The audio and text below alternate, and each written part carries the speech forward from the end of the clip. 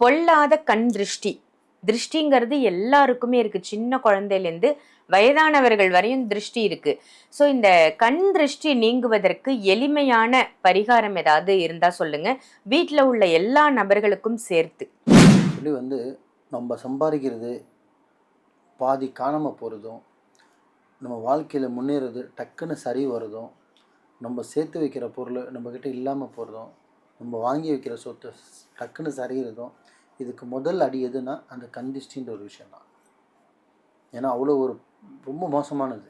ஏன்னா இறைவன் படைத்ததிலே ரொம்ப மிகமான பொருள் எதுன்னு கேட்டால் கண்ணுன்னு சொல்லுவாங்க.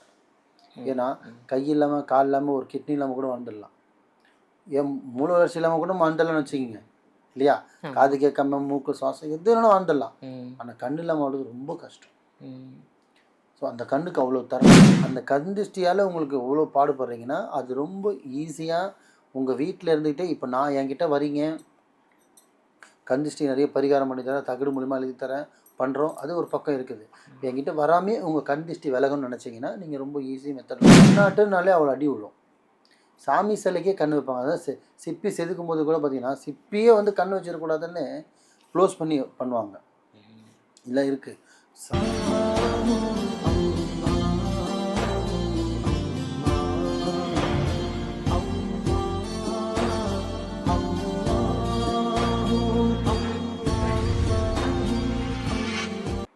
மர்ஜுன்ம நேயர்கள் அனைவருக்கும் அன்பான வணக்கங்கள். புழல் காவாங்கரை ட்ரிபிள் டவர்ஸ்ல இருக்கக்கூடிய மாலிக் குருஜி அவர்களை தான் சந்திக்க வந்திருக்கோம். வணக்கம் குருஜி. வணக்கம். நிறைய நல்ல பதிவுகள் நீங்க சொல்லிட்டு வரீங்க. மக்களுடைய அன்றாட வாழ்க்கையில நடக்கக்கூடிய சின்ன சின்ன பிரச்சனைகள்ல இருந்து பெரிய பிரச்சனை வரைக்கும் தீர்க்கக்கூடிய எளிமையான வழிமுறைகளை ரொம்ப அழகா சொல்றீங்க. அந்த வகையில பொல்லாத கண் திருஷ்டி. திருஷ்டிங்கிறது எல்லாருக்குமே இருக்கு. சின்ன குழந்தையிலேருந்து வயதானவர்கள் வரையும் திருஷ்டி இருக்கு. ஸோ இந்த கண் திருஷ்டி நீங்குவதற்கு எளிமையான பரிகாரம் ஏதாவது இருந்தா சொல்லுங்க, வீட்டில் உள்ள எல்லா நபர்களுக்கும் சேர்த்து. நம்ம சம்பாதிக்கிறது பாதி காணாமல் போகிறதும், நம்ம வாழ்க்கையில் முன்னேறது டக்குன்னு சரி வருதும், நம்ம சேர்த்து வைக்கிற பொருள் நம்மக்கிட்ட இல்லாமல் போகிறதும், நம்ம வாங்கி வைக்கிற சொத்தை டக்குன்னு சரிகிறதும், இதுக்கு முதல் அடி எதுனா அந்த கந்திஷ்டின்ற ஒரு விஷயந்தான். ஏன்னா அவ்வளோ ஒரு ரொம்ப மோசமானது. ஏன்னா இறைவன் படைத்ததிலே ரொம்ப மிகமான பொருள் எதுன்னு கேட்டால் கண்ணுன்னு சொல்லுவாங்க. ஏன்னா கை இல்லாமல் கால் இல்லாமல் ஒரு கிட்னி இல்லாமல் கூட வாழ்ந்துடலாம். என் மூளை வளர்ச்சி இல்லாமல் கூட வாழ்ந்துடலாம்னு வச்சுக்கிங்க இல்லையா? காது கேட்காம மூக்கு சுவாசம் எது வேணாலும் வாழ்ந்துடலாம். ஆனால் கண் இல்லாமல் வாழ்றது ரொம்ப கஷ்டம். ஸோ அந்த கண்ணுக்கு அவ்வளோ தருணம் இருக்குது. அந்த கண்ணாட்டுனாலே அவ்வளோ அடி விழும். சாமி சிலைக்கே கண் வைப்பாங்க. அதாவது சிப்பி செதுக்கும் போது கூட பார்த்தீங்கன்னா சிப்பியே கண் வச்சிடக்கூடாதுன்னு க்ளோஸ் பண்ணி பண்ணுவாங்க. இல்லை இருக்குது. சிலையாகி அது உருவமாகி அது கரெக்டாக உட்கார வச்சதுக்கப்புறம் தான் ப்ராப்பராகவே அது ஓப்பன் பண்ணுவாங்க. ஏன்னா கண்ணு படக்கூடாதுன்னு. அப்புறம் செதுக்கிறதுல தப்பாயிடும்னு அந்த அளவுக்கு யோசிப்பாங்க. அதுதான் கந்திஷ்டின்றது. அந்த கந்திஷ்டியால் உங்களுக்கு எவ்வளோ பாடுபடுறீங்கன்னா அது ரொம்ப ஈஸியாக உங்கள் வீட்டில் இருந்துக்கிட்டே இப்போ நான் என்கிட்ட வரீங்க, கந்திஷ்டி நிறைய பரிகாரம் பண்ணி தரேன், தகடு மூலிமா எழுதி தரேன், பண்ணுறோம், அது ஒரு பக்கம் இருக்குது.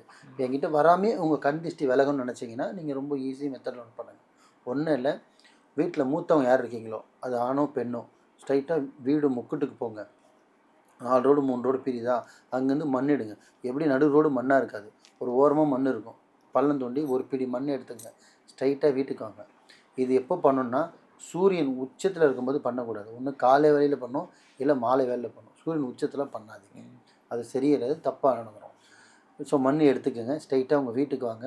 அது கூட நீங்கள் சேர்க்க வேண்டிய பொருள்னு பார்த்தீங்கன்னா வெண்கடங்கு சேர்த்துக்குங்க, கல்லுப்பு சேர்த்துக்குங்க, காஞ்ச மிளகா சேர்த்துக்குங்க. வெண்கடுகு, கல்லுப்பு, காஞ்ச மிளகா, முக்கோட்டிலேருந்து மண் ஆச்சுங்களா? இது எல்லாமே 4 சேர்த்துக்கிட்டு கையில் எடுத்துக்கோங்க. இல்லை ஒரு துணியில் கூட நீங்கள் மூட்டை மாதிரி கட்டிக்கிங்க. கட்டிக்கிறீங்களா? வீட்டில் 5 பேர் 10 பேர் எத்தனை பேர் வேணும் இருங்க, லைனாக நிப்பாட்டுங்க. இல்லையா அவங்க தலையை 3 சுற்று ரைட்டு, 3 சுற்று லெஃப்ட்டில், அப்படியே மேலேருந்து உடம்பு வரையும் இறக்கணும். இப்படி ரைட்டில் லெஃப்ட்டில் சுற்றிட்டு அப்படியே உடம்புலேருந்து இறக்கணும்.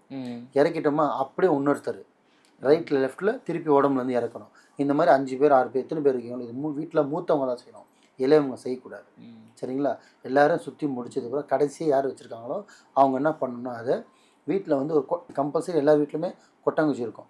கொட்டாங்குச்சி உடச்சி ஒரு இரும்பு தட்டோ இல்லை ஒரு சாம்பிராணி போடுற மாதிரி வச்சுட்டு நெருப்பு மாதிரி மூட்டிடணும். நெருப்பு மூட்டிட்டு என்ன பண்ணணும்னா இதை அப்படியே இறக்கிட்டு அந்த நெருப்பில் போட்டுடணும். இது போடும்போது நடு வீட்டில் வச்சு போடக்கூடாது. வீட்டுக்கு வாசல் இருக்கு இல்லையா, அதுக்கு வெளியில் கார் பார்க்கிங்கோ, பைக் பார்க்கிங்கோ, கேட்டோ, சந்தோ, மொட்டை மாடியோ, ஸோ பிரபஞ்சத்துக்கு பார்க்குறவங்க இயற்கை பார்க்குற மாதிரி வெளியில் வச்சிடணும். வச்சுட்டு அந்த நெருப்பு மூட்டத்தில் இந்த 5 எடுத்துகிட்டு போய் நான் சொன்ன மாதிரி சுற்றி முடிச்சுட்டு கடைசியாக யாரை சுற்றணும்னா, யார் இந்த நெருப்பு போட போகிறாங்களோ ஃபஸ்ட்டு 4 பேருக்கு சுற்றிடணும். கடைசியாக தான் நீங்கள் உங்களை சுற்றணும். நீங்கள் உங்களை சுற்றிட்டு மற்றவங்கள சுற்றிட்டு இருந்தீங்கன்னா அது இங்கே போகும், அப்படியே உங்களுக்குள்ளே மாறமே தவிர உடம்பு விட்டு விலகாது. யார் செய்கிறாங்களோ 1 2 3 4 லைனாக சுற்றிட்டு கடைசியாக நம்மளை சுற்றிட்டு அப்படியே அந்த நெருப்பை ஒரு லெஃப்ட் காலில் எடுத்துகிட்டு போய் ஒரு வெளியில் வச்சுட்டு வாசலுக்கு தலைவாசலுக்கு வெளியில் போயிடணும். தலைவாசலுக்கு உள்ளே இருக்கக்கூடாது. ஸோ தலைவாசல் வெளியில் போயிட்டு வச்சுட்டு அப்படியே நீங்கள் அதில் போட்டுடணும். போட்டு திரும்பி பார்க்காம வீட்டுக்குள்ளே போயிட்டு அவங்கவுங்க முகம் காலை அலம்பிக்கலாம், இல்லை குளிச்சுக்கவும் செய்யலாம். ரொம்ப சந்தோஷம். இது என்ன பண்ணணும்னா எப்போ எடுக்கணும் குருஜின்னு கேட்டிங்கன்னா, இது மறுநாள் தான் எடுக்கணும். மறுநாள் எடுத்து என்ன பண்ணால் ஒரு ஓரமாக செவுத்து ஓரமாவோ மரத்தாண்டியோ செடி ஆண்டியோ காவாலை போடாமல் கொஞ்சம் ஓரமாக போட்டு விட்டுலாம். இது எப்போ பண்ணோம் அப்படின்னு கேட்டிங்கன்னா, அமாவாசையிலையும் பண்ணலாம், சரிங்களா, செவ்வாயும் பண்ணலாம், சனிக்கிழமையும் பண்ணலாம். ஞாயிற்றுக்கிழமை பண்ணால் ரொம்ப சிறப்பு. செவ்வாய், சனி, ஞாயிறு, சரிங்களா, அமாவாசை. திருப்பி சொல்கிறேன், அமாவாசை சனி. அப்புறம் காமனாக நாட்களில் பார்த்தீங்கன்னா செவ்வாய், சனி, ஞாயிறு, இந்த 3 நாள் செய்யணும். இந்த வேளன் வெள்ளிலாம் வந்து இறைவன் வழிபடுறது. கண் திருஷ்டிக்கு இந்த 3 நாள் 4 நாள் நீங்கள் பயன்படுத்தணும். இதை நீங்கள் பண்ணி பாருங்கள். உங்களை விட்டு கண் திருஷ்டி விட்டால் போதும் சாமி அப்படின்ற மாதிரி பிச்சுக்கிட்டு ஓடும். ஏன்னா அந்த அந்த நாளுக்கும் அவ்வளோ பவர் இருக்குது. காஞ்ச மிளகா, வெண்கடுகு, கல்லுப்பு, முக்கூட்டிலேருந்து மண், இந்த 4 பொருளுக்கு அவ்வளோ தன்மை அதிகம். இதை மட்டும் கரெக்டாக பண்ணி பாருங்க. இது எப்பப்போலாம் பண்ணலான்னா வாரம் பண்ணோம்னா பண்ணுங்கள், தப்பே இல்லை. எப்படி நம்மளை குளிச்சுக்கிட்டு வாரம் நம்ம சரி சுத்தம் பண்ணிக்கிறோமோ அந்த மாதிரி நம்மளை சுற்றி இருக்கிற அந்த பேட் வைப்ரேஷனை வெளியில் எடுத்துடுறோம், சுத்தம் பண்ணிடுறோம். அதுக்காக நீங்கள் வாரம் பண்ணி பாருங்கள், ரொம்ப நல்லாயிருக்கும். இதை கரெக்டாக பண்ணுங்கள், முழு நம்பிக்கையோடு பண்ணுங்கள். நல்லதே நினைங்க, நல்லதே செய்யுங்க, நல்லதே நடக்கும். சூப்பர். கண் திருஷ்டி எடுப்பதற்கு ரொம்ப எளிமையான பரிகாரம், பட் ரொம்ப நல்ல பரிகாரமாக சொன்னீங்க. ரொம்ப அருமையான தகவல் கொடுத்ததற்கு நன்றி குருஜி. நன்றிம்மா.